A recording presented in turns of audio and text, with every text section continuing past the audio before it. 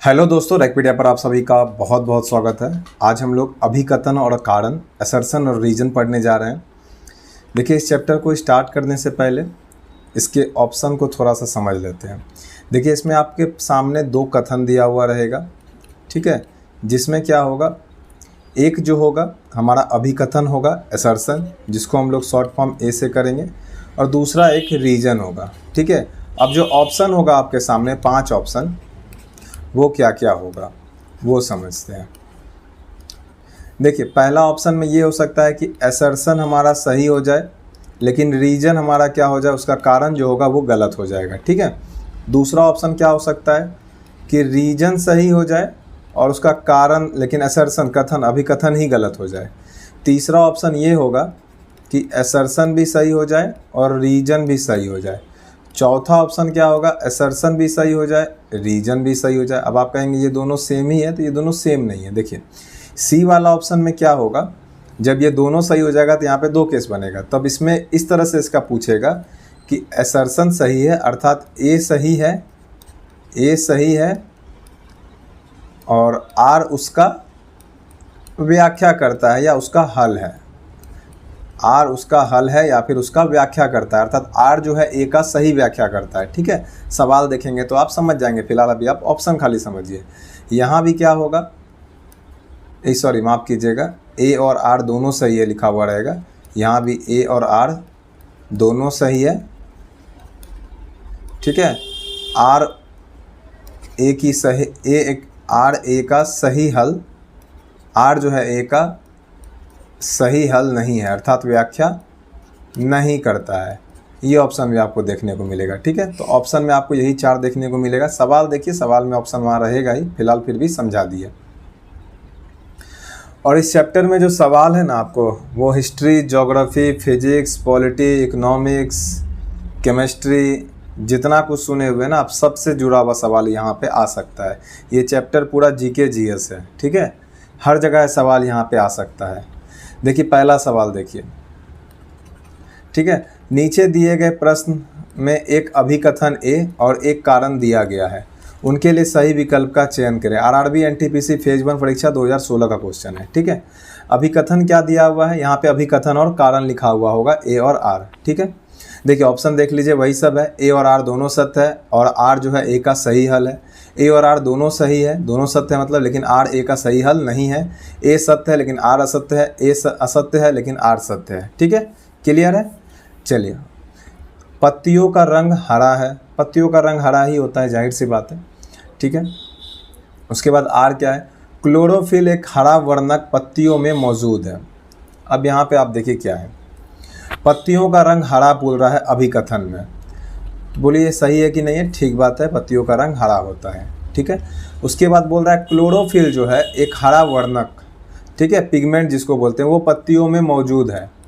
जाहिर सी बात है, पत्तियों में मौजूद होता है ठीक है, उसी के कारण वो हरा हो जाता है, ठीक है, उसी के कारण ये हरा हो जाता है। यहाँ पे दोनों सही है, तो सी और डी ऑप्शन तो ऐसे ही काट दीजिए, दोनों सही है। तो अब देखिए, ए और आर दोनों सत्य है, लेकिन क्या आर जो है, रीजन जो है वो सही दिया हुआ है, तो आप बोलेंगे हाँ बिल्कुल सही दिया हुआ है। पत्तियों का रंग हरा है क्योंकि क्लोरोफिल एक हरा वर्णक पत्तियों में मौजूद है, तो ये ए नंबर सही हो जाएगा कि ए और आर दोनों सत्य है और आर जो है ए का सही हल है। समझ गए। अगर आपको नॉलेज रहेगा, यहाँ पे बायोलॉजी से पूछ दिया सवाल, यहाँ पे हर चीज़ से सवाल पूछ जाएगा। अगर आपको नॉलेज है तो आप बना लीजिएगा, नॉलेज नहीं रहेगा तो आप नहीं बना पाइएगा, ठीक है। बिल्कुल नॉलेज टेस्ट करता है ये चैप्टर। दूसरा है अभिकथन ए, अधिकांश प्राचीन सभ्यताएं नदियों के पास विकसित हुई थी। कारण दिया हुआ है मनुष्य का मुख्य व्यवसाय कृषि था, ठीक है।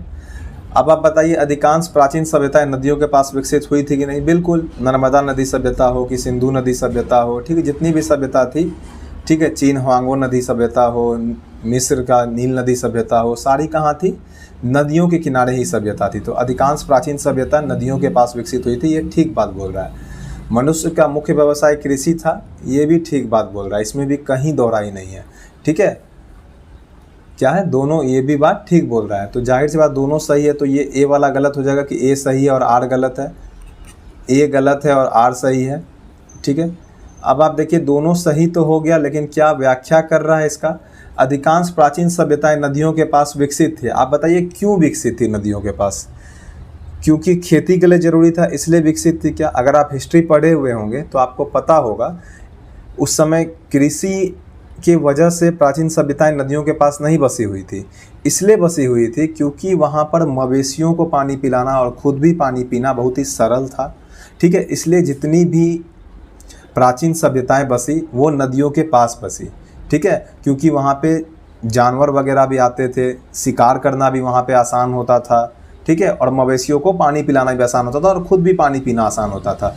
इस वजह से जो था नदियों के पास प्राचीन सभ्यताएं ज़्यादा विकसित हुई थी। ठीक है, तो यहाँ पे जो आंसर हो जाएगा वो हो जाएगा कि ए और आर दोनों सही है, लेकिन आर ए का उचित हल नहीं है। ठीक है, यहाँ पे आंसर हो जाएगा डी नंबर। ठीक है, चलिए आगे बढ़ते हैं। देखिए, सांस के साथ कार्बन मोनोऑक्साइड, केमिस्ट्री का क्वेश्चन हो गया। ठीक है, पीछे में हिस्ट्री का क्वेश्चन देखिए अभी आप। अब यहाँ केमिस्ट्री भी आ गया, बायोलॉजी देख लिए, हिस्ट्री देख लिए, अब केमिस्ट्री देखिए। सांस के साथ कार्बन मोनोऑक्साइड जाने पर यह मौत का कारण बनता है। रीज़न दिया हुआ है कार्बन मोनोऑक्साइड हेमोग्लोबिन में मिल जाता है। अब आप अगर आपकी केमिस्ट्री बायोलॉजी दोनों मिक्स है यहाँ पे, अगर आपकी थोड़ी सी ठीक है तो आपको पता होना चाहिए कि मोनोऑक्साइड जो होता है, कार्बन मोनोऑक्साइड, वो क्या होता है, सांस में अगर आप उसको ले लेते हैं तो वो हेमोग्लोबिन में बहुत ही तेज़ी से घुस जाता है। ठीक है, बहुत तेज़ी से उसमें शामिल हो जाता है। इससे क्या होता है, सांस लेने में काफ़ी ज़्यादा दिक्कत आने लगता है। ठीक है, इससे क्या होता है, सांस लेने में काफ़ी ज़्यादा दिक्कत आने लगता है। ठीक है, तो यहाँ पर क्या होगा, ये तो सही है ही, सांस के साथ कार्बन मोनोऑक्साइड जाने पर यह मौत का कारण बनता है, ये ठीक बात है, और ये भी ठीक बात है। आप बताइए, अब दोनों अगर ठीक है तो पहले तो ये दोनों गलत कर दीजिए। ए और आर दोनों ही सही है, और आर जो है, रीजन जो है, बिल्कुल ठीक दिया हुआ है कि मौत का कारण इसलिए बनता है क्योंकि कार्बन मोनोऑक्साइड जो है हेमोग्लोबिन में मिल जाता है। ठीक है, तो यहाँ पे आंसर हो जाएगा सी नंबर। चलिए आगे बढ़ते हैं। देखिए नेक्स्ट देखिए, एग्जाम्पल वाला क्वेश्चन है ये। निम्न कथनों पर विचार कीजिए। कथन ए दिया हुआ है, कन्नौज इत्र का शहर है। ठीक है, कन्नौज इत्र का शहर है। कन्नौज कहाँ है? उत्तर प्रदेश में। ठीक है, राजा हर्ष यहाँ राज किया करते थे। ठीक है, हिस्ट्री में पढ़े होंगे आप लोग, प्राचीन भारत में हर्षवर्धन, वर्धन वंश। ठीक है, चलिए आगे बढ़ते हैं। कन्नौज शहर के सभी निवासियों के यहाँ इत्र का उद्योग है। यूपी PCS 2018 का, यूपी में ही पूछा गया है क्वेश्चन है।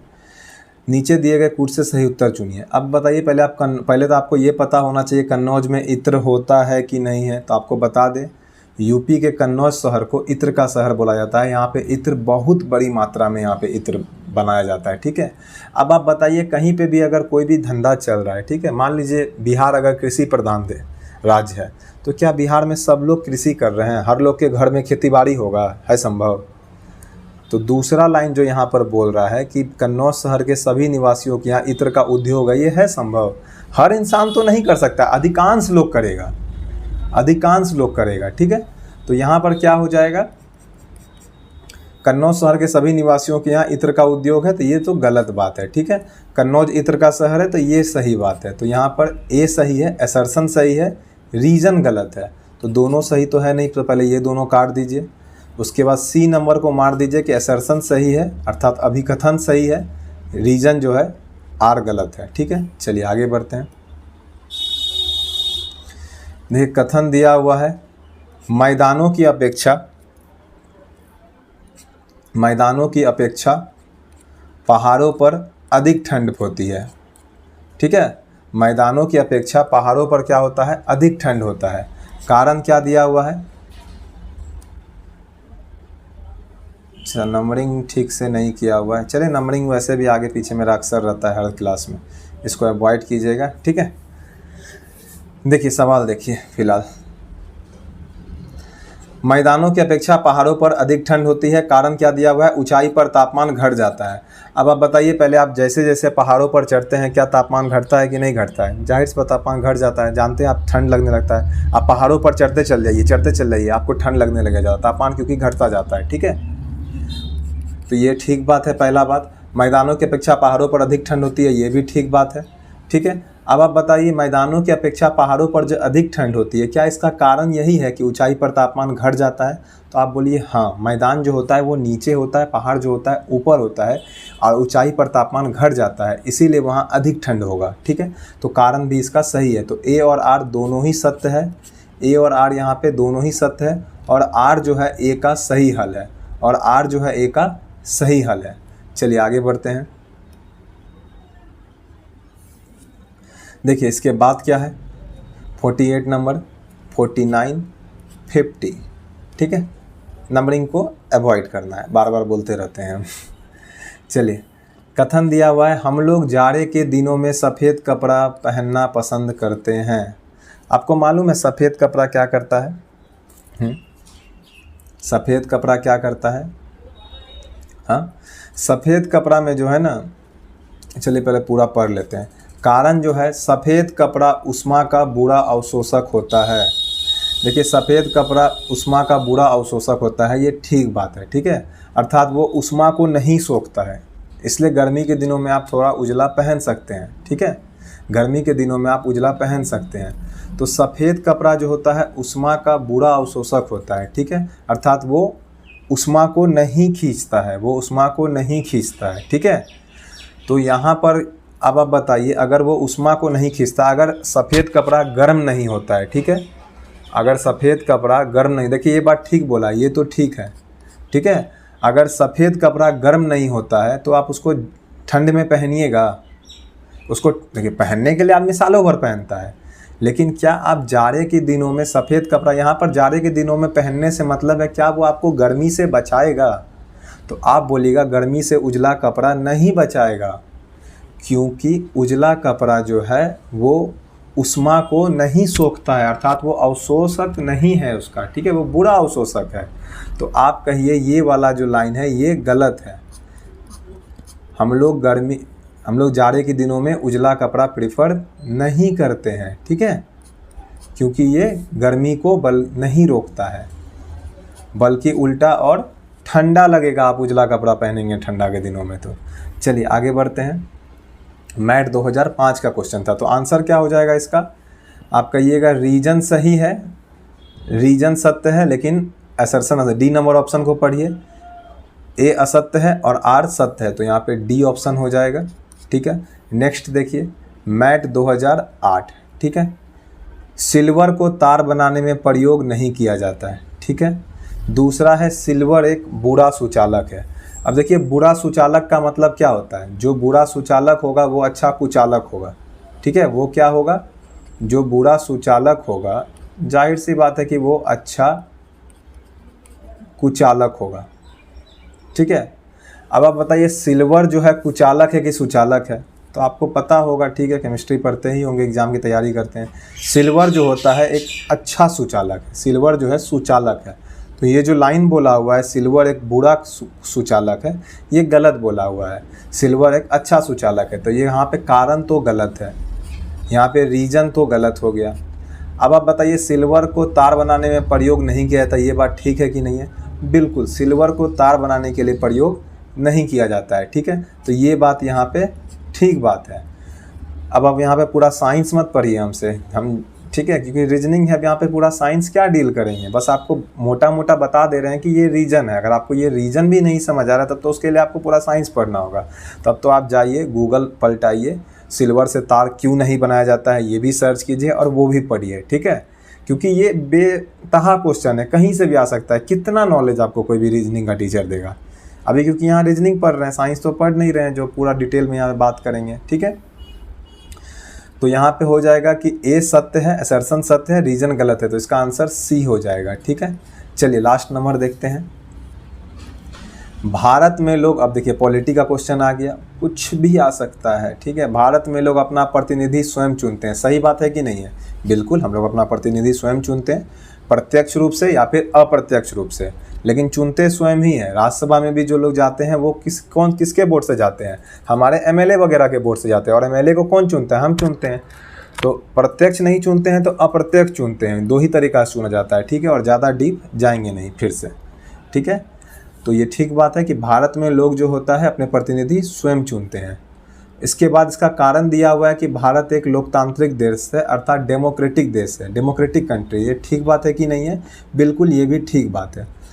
अब सही तो दोनों हो गया, तो सी और डी दोनों गलत हो जाएगा। अब आप बताइए, भारत में लोग अपना प्रतिनिधि स्वयं क्यों चुनते हैं, इसका कारण क्या है? तो आप बोलिएगा भारत एक लोकतांत्रिक देश है, यहाँ पे डेमोक्रेसी है, यहाँ पे राजतंत्र नहीं है, यहाँ पे राजशाही नहीं है, इसलिए जो है ये लोकतंत्र है। और लोकतंत्र में जो जनता होती है वो अपना प्रतिनिधि, अपने नेता को स्वयं चुनती है। ठीक है, तो भारत एक लोकतांत्रिक देश है, इसका रीजन ये, इसका हल सही है। तो यहाँ पे आंसर हो जाएगा ए नंबर, कि ए और आर दोनों सत्य है और आर जो है ए का सही हल है। ठीक है, आज के लिए इतना ही। चैनल पर नए हैं तो चैनल को सब्सक्राइब कर दीजिए। जय हिंद, जय भारत।